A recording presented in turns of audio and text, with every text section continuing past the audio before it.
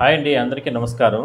ఈ దివ్యాంగులకు సంబంధించి రేపటి నుంచి కూడా ఈ రీఅసెస్మెంట్ ప్రారంభం కాబోతోంది కాబట్టి మీరందరూ కూడా కొన్ని డాక్యుమెంట్స్ అయితే ఖచ్చితంగా తీసుకెళ్లాల్సిన అవసరం అయితే ఉంటుంది. అవి ఏమేమి తీసుకెళ్ళాలి ఏంటి? పింఛన్లు అంటే మీరు గాన రీఅసెస్మెంట్‌కి వెళ్ళకపోతే అంటే హెల్త్ చెకప్‌లకు గాని వెళ్ళకపోతే కంప్లీట్‌గా మీ పింఛన్లు కూడా హోల్డ్ అయ్యే అవకాశం అయితే ఉంటది. ఎందుకంటే గతంలోనే నోటీసులు ఇచ్చారు కాబట్టి ఆ రీఅసెస్మెంట్‌కి మాత్రం ఖచ్చితంగా వెళ్ళండి. ఇప్పుడు కూడా నోటీసులు తీసుకోండి. కొత్తగా కూడా నోటీసులు తీసుకోవాలి. ఇవాళ ఒక్కరోజు మాత్రమే అవకాశం ఉంది.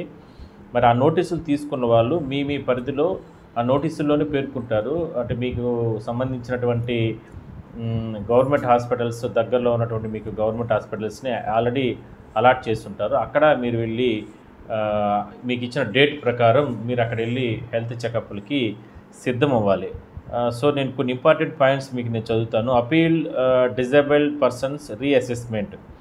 ఏపీలో మెడికల్ మరియు డిజేబుల్ పెన్షన్ వెరిఫికేషన్ ప్రక్రియలో పెన్షన్ రకము, పెన్షన్ మార్పు అయిన వారు పెన్షన్ కొరకు అప్పీల్ చేసుకున్న వారికి మరొకసారి రీఅసెస్మెంట్ కొరకు నోటీసులను ప్రభుత్వం అందించబోతుంది. అంటే ఇంతకుముందు మనం ఇచ్చున్నారు, బట్ మళ్ళీ మీరు అబ్జెక్షన్ చేసిన వల్ల రద్దు చేసి మళ్ళీ వెనక్కి తీసుకున్నారు కదా, మళ్ళీ ఇప్పుడు నోటీసులు ఇస్తున్నారు. ఇవాళే లాస్ట్. ఇవాళ నోటీసులు ఇస్తే రేపటి నుంచి ఈ మళ్ళీ హెల్త్ చెకప్లు అనేది ఈ రీఅసెస్మెంట్ అనేది జరుగుతుంది. ఈ నోటీసులు అందుకున్న పింఛన్దారులు అంటే ఇవాళ నోటీసులు తీసుకోవాలి.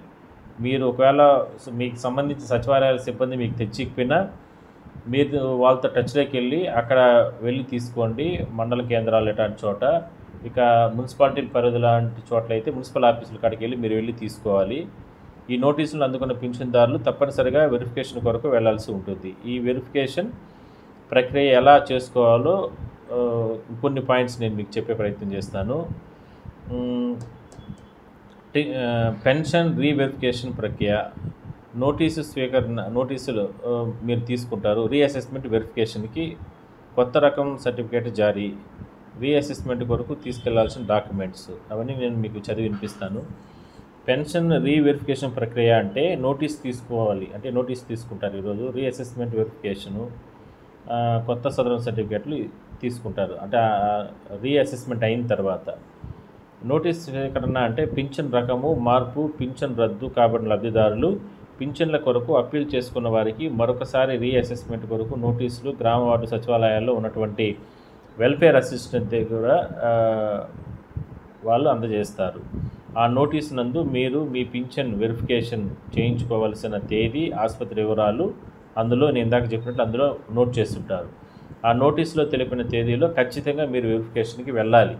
అంటే అభద్రతా భావంతో అయ్యో వెళ్తే ఇంకా తగ్గించి, అంటే మీరు కొంతమంది లేవనెత్తే అంశం ఏమి, గతంలో 80% 90% ఉంది, అలాంటిది 50%కి వేశారు, 55%కి వేశారు, ఇప్పుడు వెళ్తే ఇంకా కూడా తగ్గించేస్తారా అంటే అట్లా కుదరదు. ఈసారి చాలా పారదర్శకంగా చేయాలని ప్రభుత్వం ఆదేశాలు ఇవ్వడం జరిగింది. కాబట్టి వైద్యులు బృందాన్ని పెడుతున్నారు. అది కాకుండా వీడియో రికార్డ్ చేస్తారు, ఫోటో ఉంటుంది, అంటే రికార్డ్ చేస్తారు, ఫొటోస్ తీసి ఇట్లా అన్ని రకాలుగాను చెక్ చేస్తారు. సో కాబట్టి ఖచ్చితంగా ఈ రీఅసెస్మెంట్కి మాత్రం ఖచ్చితంగా వెళ్ళండి. ఆ నోటీసులో తెలిపిన తేదీలో ఖచ్చితంగా మీరు వెరిఫికేషన్కి వెళ్ళాలి కూడా. Reassessment verification. రీఅసెస్మెంట్ నోటీస్ అందుకున్న పింఛన్ లబ్ధిదారులు నోటీస్ నందు తెలుపబడిన ఆసుపత్రికి వెళ్ళి వెరిఫికేషన్ చేయించుకోవాలి. అంటే నోటీస్ తీసుకున్నాక రీఅసెస్మెంట్ అంటే హెల్త్ చెకప్. అక్కడికి వెళ్ళే సందర్భంలో దాంట్లో ఆ నోటీసులోనే ఉంటుంది మీరు ఏ ఆసుపత్రికి వెళ్ళాలా ఏంది అనేది. అక్కడికి వెళ్ళి మీరు హెల్త్ చెకప్ చేయించుకోండి. వెరిఫికేషన్ చేయించుకున్న సమయంలో మీకు అవసరమైన వైద్య పరీక్షలు చేయవచ్చు. అక్కడ వైద్య పరీక్షలు చేస్తారు. సరే, అది కంప్లీట్ అయిన తర్వాత హెల్త్ చెకప్లు అయిపోయిన తర్వాత మీరు ఇంకా వచ్చేయచ్చు. దాని తర్వాత మీకు కొత్త సర్టిఫికెట్ జారీ చేస్తారు.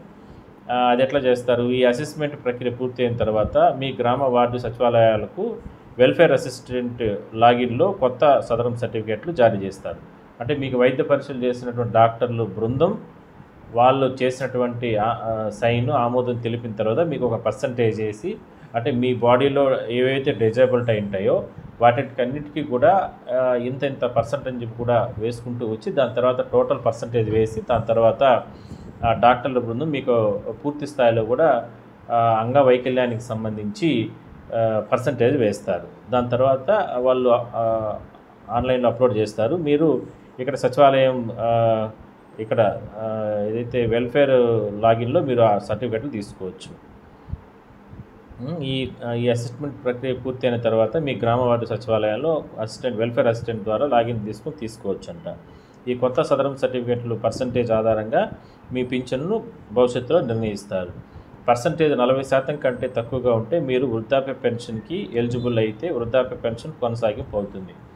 అంటే కొంతమంది ఏం చెప్తున్నారు, పర్సంటేజ్ 40% లోపల వేసేస్తున్నారు సార్ మాకు, దానివల్ల మేము దివ్యాంగుల పింఛన్ కోల్పోతాం కదా అని అంటే అలాంటి వారు ఖచ్చితంగానే కోల్పోతారు. బట్ ఏరా అంటే ప్రభుత్వం ఏం చెప్తుందిరా అంటే అంటే మామూలుగా వృద్ధాప్య పింఛన్ కానీ ఎలిజిబిలిటీ ఉంటే ఆ 4,000 మీకు ఇచ్చే అవకాశం అయితే ఉంటుంది. మెడికల్ పెన్షన్ పొందుతున్న వారికి 85% కంటే పర్సంటేజ్ తక్కువగా ఉంటే వారి పింఛన్ను వికలాంగుల పింఛన్లోకి మార్చబడును. మెడికల్ పెన్షన్ పొందుతున్న వారికి 85 కంటే పర్సంటేజ్ తక్కువగా ఉంటే వారికి 40% కంటే తక్కువగా ఉంటే వృద్ధాప్య పెన్షన్కి మార్చబడును. రీఅసైన్మెంట్ కొరకు తీసుకువెళ్లాల్సిన డాక్యుమెంట్స్, మీరు ఈ హెల్త్ చెకప్లకు వెళ్ళే సందర్భంలో ఈ డాక్యుమెంట్స్ ఒక 4 డాక్యుమెంట్స్ తీసుకెళ్ళాలి. అంటే మీకు ఇవాళ నోటీసులు ఇస్తారు కదా, ఆ నోటీసులు తీసుకున్న తర్వాత ఆ నోటీసులు ప్లస్ ఆధార్ కార్డు, పాత సదరం సర్టిఫికెట్లు, వైద్య పరీక్షలు చేయించుకుంటున్న రిసిప్ట్స్, అంటే గతంలో ఏదైనా సరే మీరు ఇట్లా వైద్య పరీక్షలు చేయించుకున్న రిసిప్ట్స్ ఇట్లాంటివి ఏమైనా ఉంటే కూడా గతంలో ఇచ్చుని ఉంటారు, అవన్నీ కూడా ఏదైనా ఉంటే కూడా స్కానర్స్ కానీ రిసిప్ట్స్ కానీ ఇప్పుడు ఉండే అలాంటివన్నీ కూడా తీసుకెళ్ళండి. సో మొత్తం మీద ఎందుకు ఇన్ని చెప్తున్నాము అని అంటే ఖచ్చితంగా హెల్త్ చెకప్లకు అనేది ఖచ్చితంగా వెళ్ళాలి. వెళ్తేనే మీకు బెనిఫిట్స్.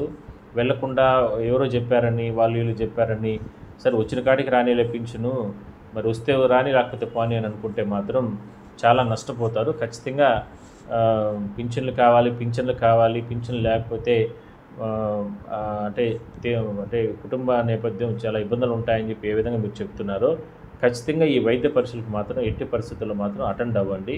ఇది ఒక అవకాశం, ఇది మిస్ చేసుకుంటే మాత్రం చాలా నష్టపోతారు. ఎవరి మాట వినపాకండి, ఖచ్చితంగా మీరు మాత్రం ఫస్ట్ వైద్య పరీక్షలు మాత్రం చేయించుకోండి.